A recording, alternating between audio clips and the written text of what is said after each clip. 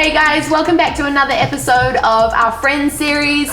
Wanted to kick it off by asking, have any of you ever been new anywhere before? Yeah, I moved down to Hamilton to study The diving. Tron. The Tron, good old Tron. Don't advise it, but yeah. I hear it's actually one of our most beautiful cities. Oh, really? Yeah, don't know. As stated by Trivago. Must have changed when I moved out, yeah. What were you down there for? Studying commercial diving, yeah. Oh, nice. Yeah, that was good. I think I went with Holly actually about 5 years ago. We went to we were interned and we went to Elevate Camp. So it wasn't like a new country or anything, but it was a new environment. And so Elevate's like a camp for people with disability, and we were leading worship on the first night, and I had to welcome everybody, and just I was so used to like the usual spiel and welcome, and I was like, welcome everybody to Elevate. Why don't you guys stand to your feet? And obviously like 90% of the rooms in wheelchairs. And I got so embarrassed, and I was laughing, and they all were laughing, so it was great. But you know, good old new environments. Yeah, wow.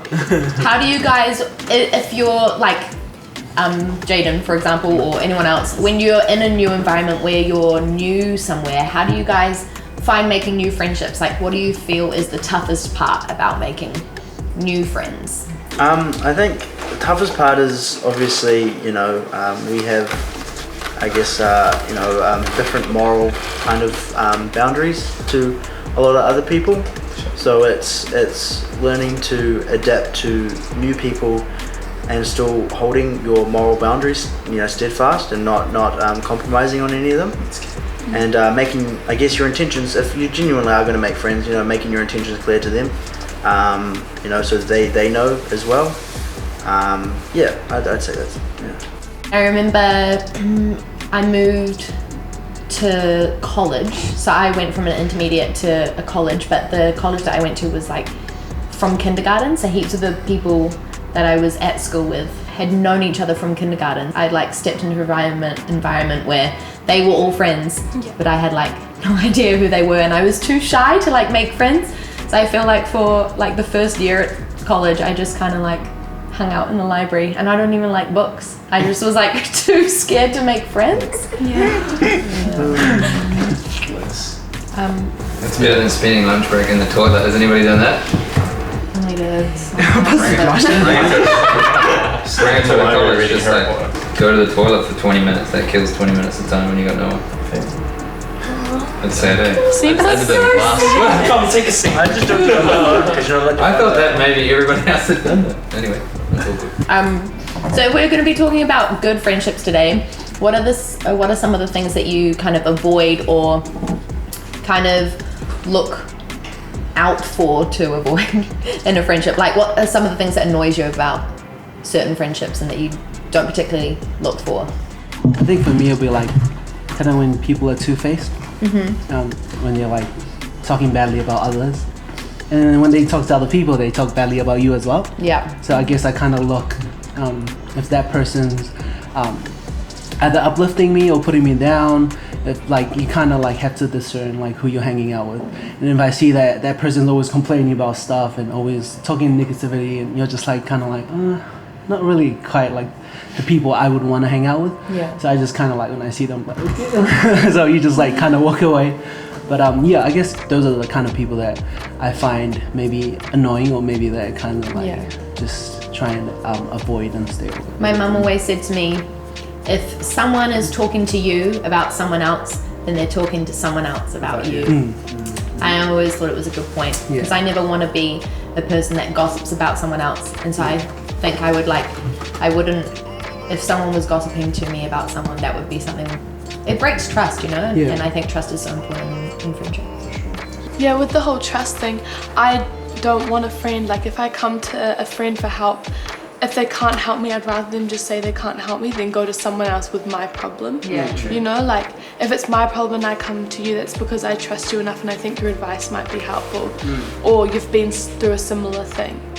But if they then go to someone else, or they rat me out, or they change what I said, like they manipulate your words and then go to someone else, now it puts you in a bad light, and they've wrecked maybe their own reputation and yours along the way, such a good point. Because like when they tell other people instead of coming straight to you, they're gonna tell that person and they're gonna tell that person, and it creates like those people to get mad at you, and you've never met those people. And it's like Chinese whispers. Yeah, It might so not like, even be what you yeah, said in the first place. You keep telling other people, and those people have opinions of you that they've never met you, and then they're like thinking, man, this person is really such a bad person. And when they finally meet you, you're actually not that bad of a person. It's just because of that one person not coming straight to you with that problem. It's like your reputation's like twisted because of misinterpretation. True. And it's so dodgy. Like such a bad path to walk down. What are things that like annoy, like characteristics in someone that you would avoid in a friendship? Oh yeah, I just think like it's not necessarily like always something that's like really annoys you. Just maybe you're working on something and like someone you're around might not be helping you with that, and it might just be a seasonal thing that you need to just distance yourself from them or something. That's a good point. Like it's not necessarily that they're like really bad influence on me or that they're like annoy the hell out of me. Yeah. But it might just be that I'm like for myself, like for the season, it might be best to hang around someone else or just to like slightly distance myself from them for a while, you know? Sure. It's like even thinking like in exam times or whatever, if you're really studious, is that the right word?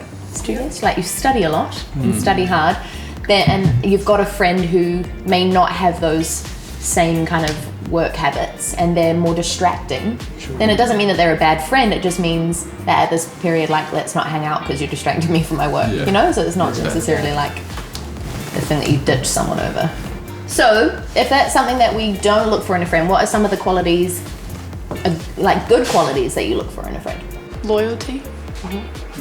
And not like loyalty to the point of clinginess. Like you don't want them to be so loyal to you that Just like for example. Your Majesty. no, not like you don't want them to be stuck to your side. No one likes that. But loyal as in They've got your back. yeah, they've got your back. They're not gonna like talk to you about you badly, but they're gonna always be there for you. Yeah. That kind of loyalty. Yeah, I find like you have some friendships that when you go through a rough patch, they tend to step back from you.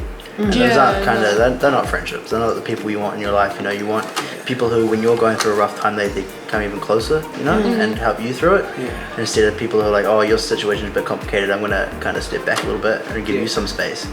Do you know what I really value in friendships, and not necessarily always at that time, but like just honesty, and like if I'm messing up with something or like I'm doing something that's not like great, I want a friend to be able to be like, Holly, you know, like what you said or what you did like wasn't great, and even though at the time I probably be like, okay, whatever, never speaking to you again, then like I think even though I may not appreciate it at the time, looking back on it, they actually help develop your character. And I think that's like super important because we're all trying to grow and get better, and we should be doing that for our friends as well. It takes a lot of humbleness to admit that as well. Like to have an honest friend, you need to be humble as well. It's like an iron sharpens iron kind of thing, you know? Yeah. It's not always the easiest to hear it though, eh? No, definitely not.